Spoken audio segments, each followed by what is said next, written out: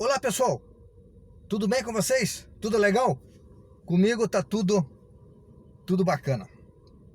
Então, gente, para quem não me conhece, meu nome é Aldo Baldon e hoje vamos aqui contar mais uma história pro nosso canal da internet aí chamado Moral da História. Vamos lá.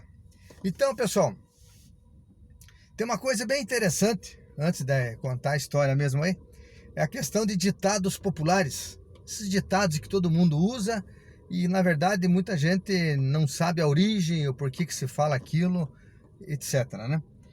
Veja bem, você já ouviu aquele ditado que diz assim, quando alguém morre? Fulano bateu as botas. Você sabe por que falam isso? É o seguinte, é que na antiguidade as pessoas pagavam aí pelos seus crimes através da pena de morte.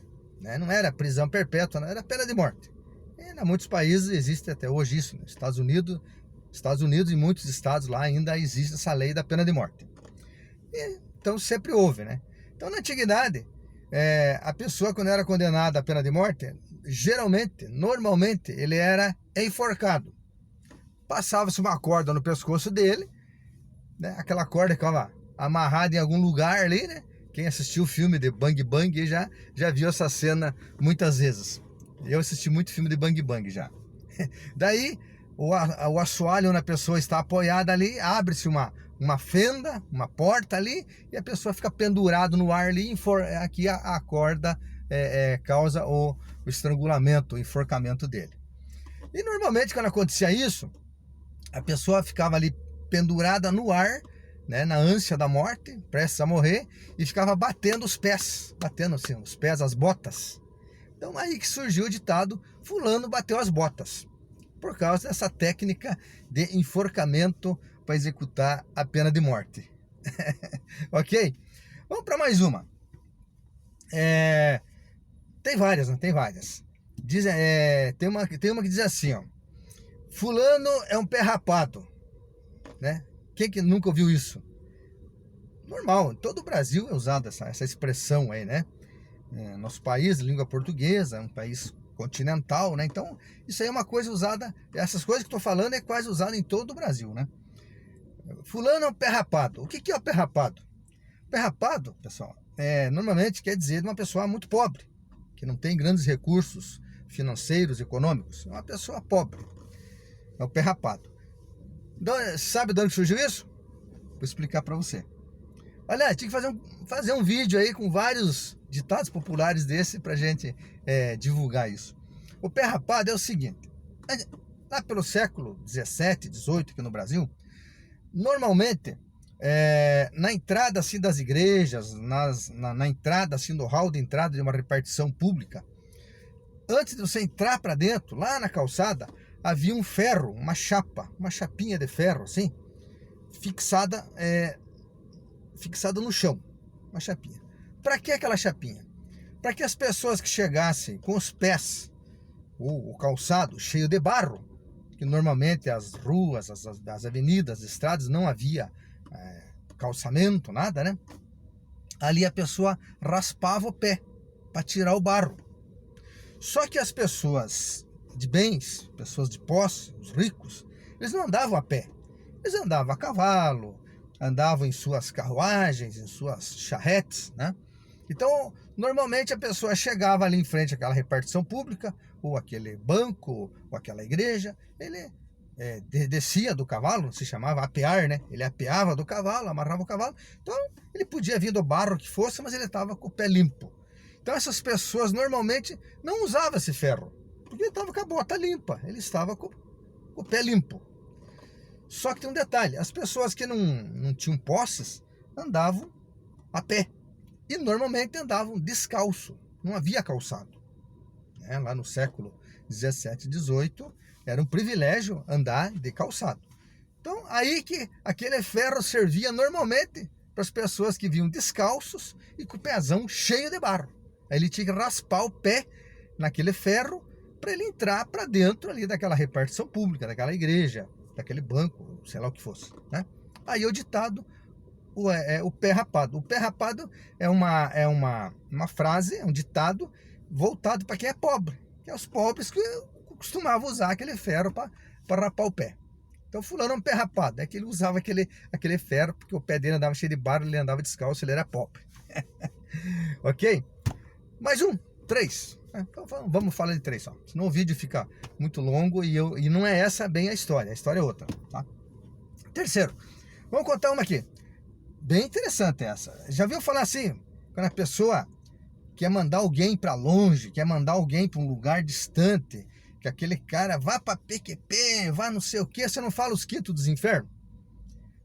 Ah, vá para os quintos dos infernos. Vá para os quintos dos infernos quer dizer o quê? Vá para longe, suma daqui.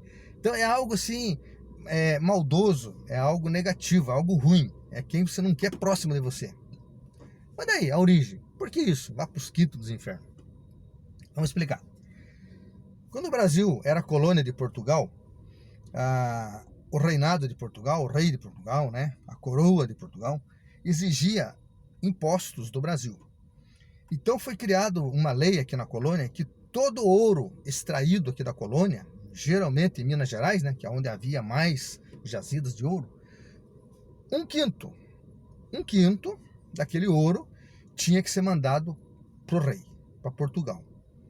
Um exemplo, você achou ali 100 gramas de ouro.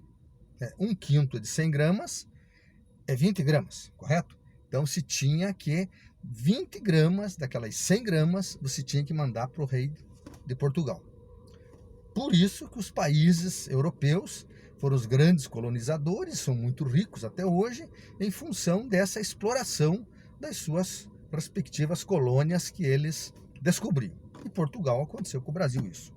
Então esse um quinto do ouro era coisa muito ruim, uma coisa muito negativa, como até hoje é, né, gente? A gente paga tanto imposto e nós não temos retorno nenhum, ou muito pouco, né? Vamos ser generosos, muito pouco retorno de tudo isso que nós contribuímos com nossos governos, com a quantidade de impostos que nós pagamos. Mesma coisa acontecia isso. Eles, os colonos, contribuíam com aquele um quinto, cumprindo a lei certinho ali, mas não tinha um grande retorno daquilo. Então era algo chato, algo ruim que ninguém gostava. Então quando você quer que alguém vá para longe, suma da tua vida, você fala, vá para os quintos dos infernos. A origem desse ditado está aí, do um quinto de tudo aquilo que era mandado lá que era colhido, né, aqui no Brasil, através da mineração ou da agricultura mesmo, e um quinto daquilo tudo tinha que ir para Portugal. O problema era ouro, porque o Brasil tinha muito ouro na época, mas tudo que era produzido aqui, um quinto ia para a coroa, ok? Ok, tranquilo. Vamos agora para um quarto, que é dentro desse quarto ditado que eu quero trabalhar. Quero contar uma história para vocês. Tem um ditado muito popular, principalmente entre as pessoas cristãs, que diz assim, são de religião cristã. Fulano é cavalo do diabo. Ou Beltrano está sendo cavalo do diabo. Já ouvi isso, né?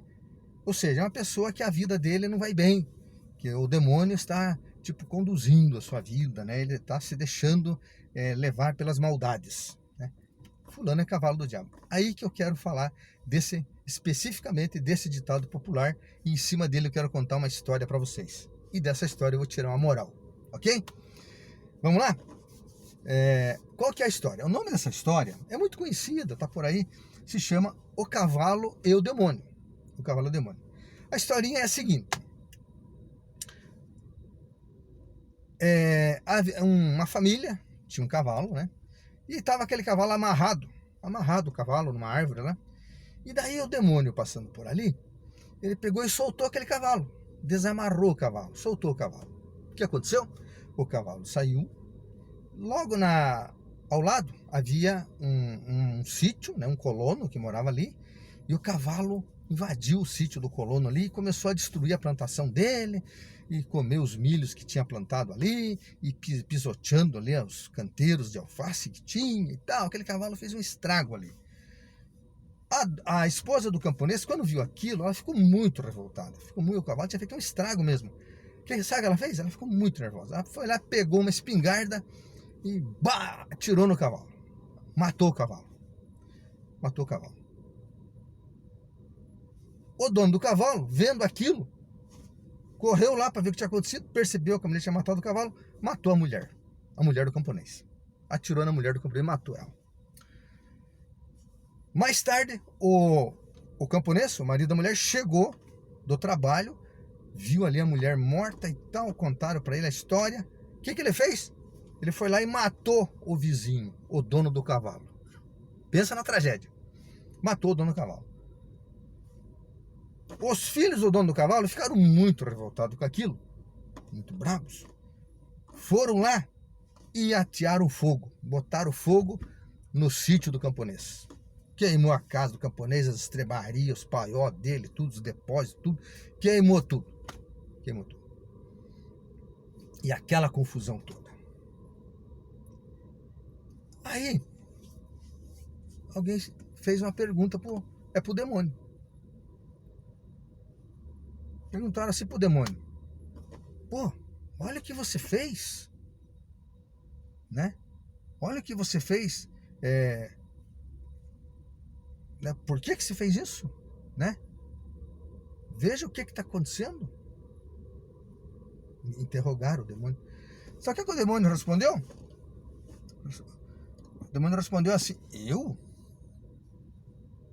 não fiz nada. Eu apenas soltei o cavalo. Legal, né? Sabe qual é a moral dessa história?